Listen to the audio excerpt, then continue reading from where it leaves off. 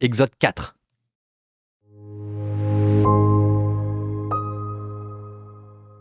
Moïse reprit la parole et dit : « Mais voilà, ils ne me croiront pas.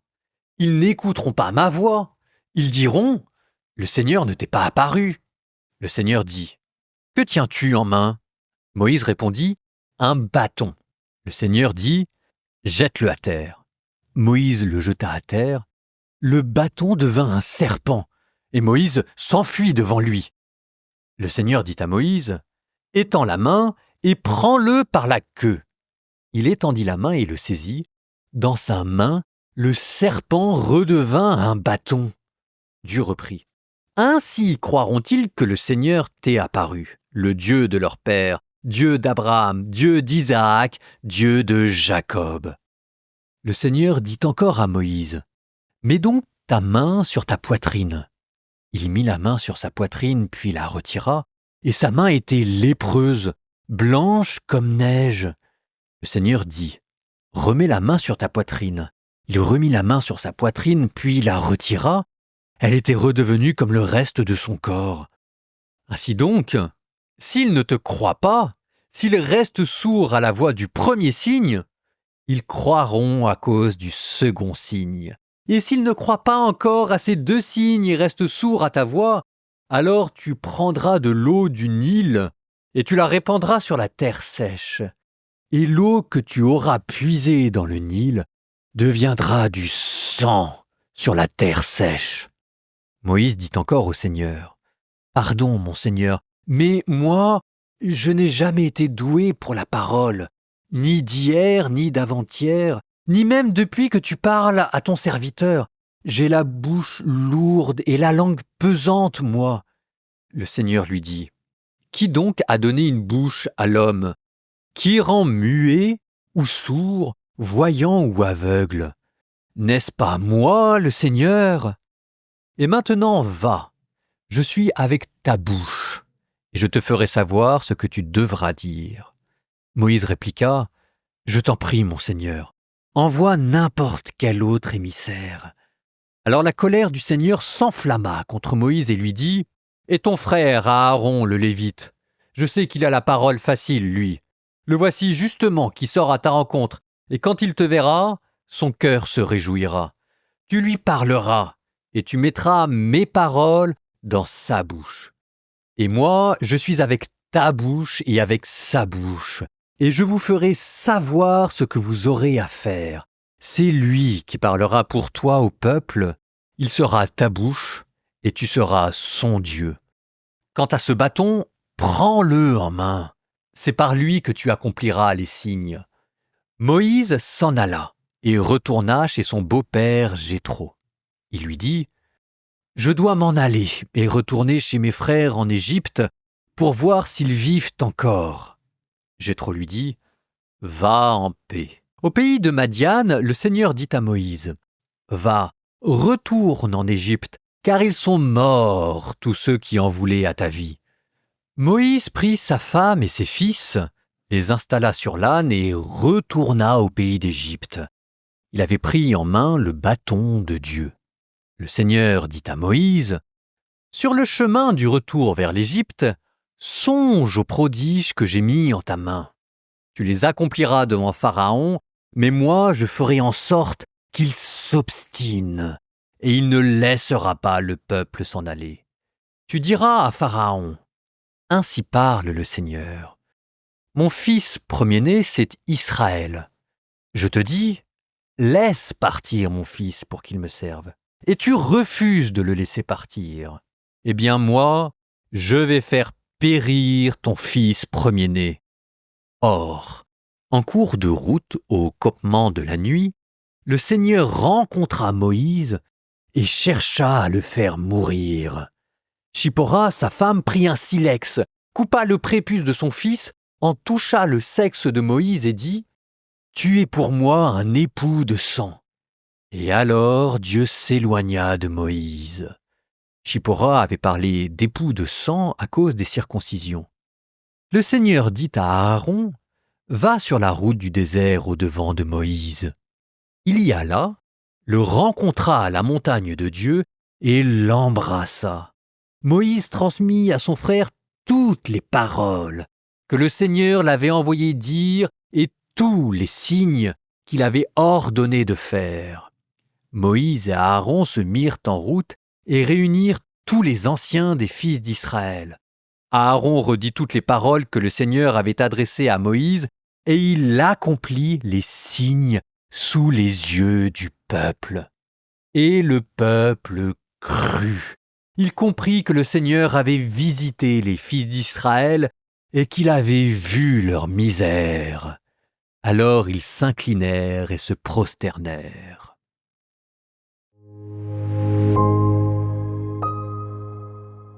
Ce qu'il faut imaginer, quand vous lisez le livre de l'Exode et que vous êtes un juif, c'est que vous connaissez déjà toute l'histoire. Et qu'en plus, cette histoire a été écrite peut-être bien longtemps après les faits, donc c'est probablement une relecture. Je dis ça parce que, quand on connaît l'histoire, il y a des petits détails dans lesquels on croit comme reconnaître un petit grincement de dents à venir. Regardez. Regardez cette histoire de bâton et de mains lépreuses, par exemple. Si jamais vous connaissez l'histoire de l'Exode, vous savez que le bâton à travers lequel Moïse va faire des miracles et Aaron, c'est un bâton qui va devenir un objet d'idolâtrie et qui va amener la chute de Moïse et d'Aaron dans le désert quand Moïse frappera un rocher avec ce bâton alors que Dieu lui avait demandé de parler. Bon, ça n'a l'air de rien, mais c'est quand même pour ça que Moïse va mourir dans le désert. Je suis désolé de spoiler, mais là je vous mets dans la peau d'un Israélite qui en lisant l'Exode connaît déjà toute l'histoire et qui à la fois se sent très proche de Dieu et qui pleure aussi sur ce qu'est devenu son peuple. Donc ça c'est pour le bâton. Alors en attendant, vous allez voir comment il va faire des merveilles devant Pharaon, tout le monde va ouvrir grand les yeux, mais il ne faut pas oublier ce qui va venir plus tard. De la même manière, pour cette main lépreuse, pour celui qui connaît l'histoire, vous êtes déjà en train d'anticiper ce qui va arriver à Myriam, la sœur de Moïse. Quand un jour, elle va se retrouver lépreuse parce qu'elle aura dit du mal de Moïse et que ça aussi, ça va amener sa perte. Donc toujours cette histoire de petits grincements, vous voyez, la dureté du cœur de Pharaon qui répond à la dureté du cœur des Israélites qui sont en train de se tuer ensemble. Cette espèce de méprise initiale, sortir d'Égypte ou rendre service à Dieu. Et puis là, ce bâton par lequel Dieu va faire des miracles, mais qui vont devenir objet d'idolâtrie. Je sais pas comment vous dire, mais c'est un peuple à la nuque raide que Dieu s'apprête à sauver. Ne vous faites pas trop d'illusions sur qui vous êtes et pourquoi Dieu vous a sauvé. Quand Dieu vous a sauvé, et quand Dieu vous aime, c'est au nom de sa transcendance et de qui il est, de sa main puissante qui fait des merveilles, et pas vraiment en fonction de ce que nous sommes. Bon, un peu d'humilité. Justement, en parlant d'humilité, on nous dit que Moïse était le plus humble des hommes. Et d'ailleurs, vous voyez comment est-ce qu'à chaque fois il dit « Mais ils ne vont pas me croire quand c'est toi qui vas m'envoyer. Mais moi je ne parle pas bien, je suis un homme à la parole pesante. » Alors là encore, grincement des dents, parce que la parole pesante de Moïse, est-ce que c'est parce qu'il est bègue et qu'il parle mal, ou est-ce que c'est parce que c'est le peuple juif qui ne va pas l'écouter ? Et puis encore, deuxième grincement de dents, parce que cette protestation d'humilité de la part de Moïse, est-ce qu'il n'est pas tout simplement en train de botter en touche et de dire à Dieu, ton programme, tout ça, c'est bien gentil, mais j'ai certainement pas envie d'y aller. Et d'ailleurs, Dieu se met en colère. Bref, quand vous lisez ce texte, essayez d'y voir comme caché une certaine forme d'ironie et peut-être un peu de lassitude qu'il y a, un petit sourire moqueur que Dieu a glissé dans les lignes de la Bible.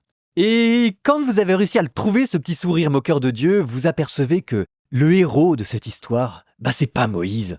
Et c'est pas vous, je suis désolé, c'est Dieu. Et on l'oublie vite. On oublie vite d'ailleurs que non seulement Dieu est le héros de la Bible, mais en plus, qui est Dieu ? Et que Dieu, c'est un Dieu dangereux. Et ça rend son sourire encore plus attachant. Pourquoi est-ce que je vous dis que Dieu est un Dieu dangereux ?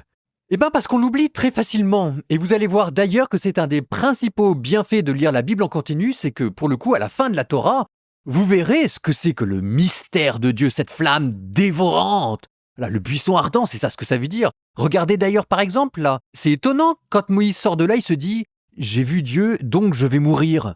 Je vous cite ce verset que tout le monde trouve très bizarre, verset 24. « Or, en cours de route au campement de la nuit, le Seigneur rencontra Moïse et chercha à le faire mourir. » Oui, mais quand on rencontre Dieu, on meurt. Souvenez-vous, nul ne peut voir ma face et vivre, parce que, encore une fois, le mystère de Dieu est un mystère tellement puissant qui fait exploser tous les cadres. Souvenez-vous de Job qui était rentré dans le mystère de Dieu à travers le mystère du mal. C'est pas rien, quoi. Dieu. Enfin, c'est sur une croix qu'il s'est révélé. Il y a toujours cet aspect dangereux en Dieu qu'il ne faut jamais oublier. Dieu, c'est de la dynamite. Et c'est cette dynamite que Moïse vient de retrouver dans un buisson ardent. Maintenant, la question, c'est comment est-ce qu'il va pouvoir ramener cette dynamite dans le camp hébreu sans tout faire péter? Comment vivre avec Dieu sans exploser de l'intérieur? Ça encore, pour le coup, ça nous amènera dans le Lévitique. Vous voyez, on est en train de poser toutes les grandes questions de la Torah. En attendant, revenons à notre bon Moïse. Comment est-ce qu'ici il se protège de cette vision effrayante de Dieu? C'est une femme, une étrangère. Encore une fois, vous voyez le petit sourire moqueur de Dieu qui lui rappelle que les alliances, l'alliance de Dieu, ça sert à quelque chose, c'est pas uniquement pour le plaisir. La fête de circoncire, c'est ça ce qui protège le peuple hébreu. Une alliance qui avait été faite avec Noé, une alliance qui a été faite avec Abraham, que le peuple juif a complètement oublié. Et là encore, nouveau grincement de dents, c'est une étrangère, une Madianite qui rappelle à travers la circoncision l'alliance qui peut permettre de sauver les hommes quand ils rencontrent Dieu. Et alors, entre tous ces petits clins d'œil moqueurs de la part de Dieu, il y a quand même des belles éclaircies. Regardez ce happy end formidable. Moïse qui retrouve son frère Aaron, 2 frères heureux de se retrouver. C'est beau ça. Pour une fois que ça se passe bien entre 2 frères dans la Bible, ça mérite d'être noté. Ce qu'on peut prendre comme joie, on le prend, 2 frères qui sont heureux de se retrouver, un prophète qui est accueilli par son peuple, heureux de retrouver celui qu'il avait quitté. Tout cela fait oublier beaucoup de choses. Psaume 2. Pourquoi ce tumulte des nations, ce vain murmure des peuples? Les rois de la terre se dressent, les grands se liguent entre eux contre le Seigneur et son Messie. Faisons sauter nos chaînes, rejetons ses entraves. Celui qui règne dans les cieux s'en amuse. Le Seigneur les tourne en dérision, puis il leur parle avec fureur, et sa colère les épouvante. Moi, j'ai sacré mon roi sur Sion, ma sainte montagne. Je proclame le décret du Seigneur. Il m'a dit, « Tu es mon fils. Moi, aujourd'hui, je t'ai engendré. Demande et je te donne en héritage les nations, pour domaine la terre toute entière. Tu les détruiras de ton sceptre de fer, tu les briseras comme un vase de potier. Maintenant, roi, comprenez. Reprenez-vous, juges de la terre. Servez le Seigneur avec crainte. Rendez-lui votre hommage en tremblant. Qu'il s'irrite, et vous êtes perdus. Soudain sa colère éclatera. Heureux qui trouve en lui son refuge.